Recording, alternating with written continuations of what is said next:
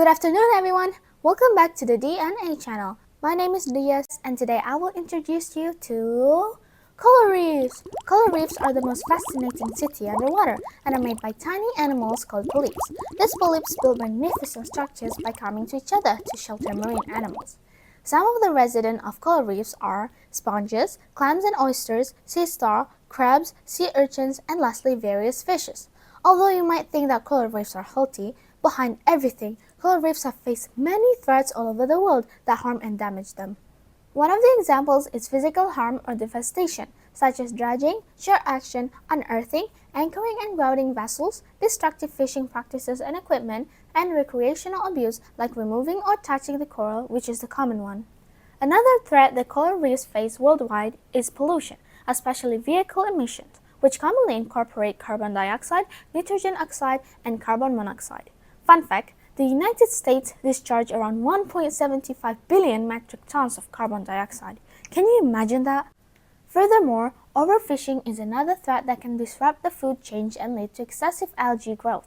With 81 million metric tons of fish in 2021, China is the biggest fish producer globally. Bluefin tuna species are the most overfished because of their popularity, which puts them at risk of extinction. The population of Atlantic bluefin tuna in the Mediterranean and Eastern Atlantic was cascading by 85%, which was different from the 1950s levels. Next is global warming, which is the primary one.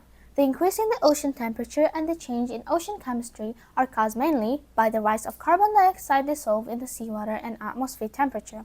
High temperatures can cause coral stress, leading to coral bleaching when they lose their color.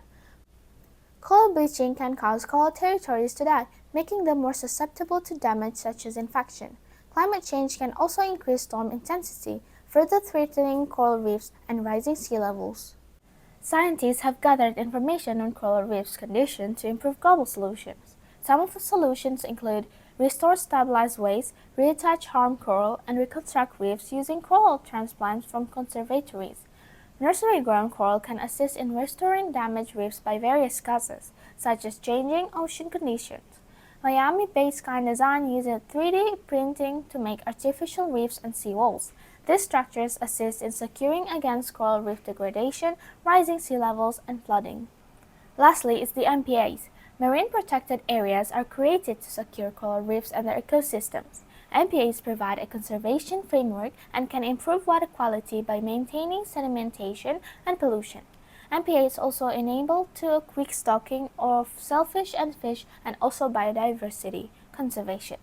MPAs have no-take zones where fishing and other activities aren't allowed, assisting in preventing human action from harming the coral reefs. Some of the benefits of MPAs are it assists in securing animals and plants that are in danger in their homes, it can decrease the effects of climate change, it helps healthy communities close to the ocean, it can raise the number of fish people catch for fun or business close to the protected areas, and it provides shared management with indigenous groups and secures essential cultural sites. MPA can benefit artisanal fishers, local communities, scientists, policymakers, tourism sector, and tourists. MPA's effectiveness in helping coral reefs is limited due to various factors. One primary limitation is the lack of imposition of regulation. Furthermore, MPA's age can impact their effectiveness as older MPAs are most effective in anticipating coral loss. The newer MPAs may not have had enough time to manifest their benefits. Another limitation of MPAs is their potential to be affected by anthropogenic and natural destruction such as the El Niño events. Lastly, the preference areas of MPAs can introduce biases due to reefs being picked based on their initial health or areas of tourism instead of their conservation criteria, which lead to a shortage of representation of less frequently disturbed essential reefs.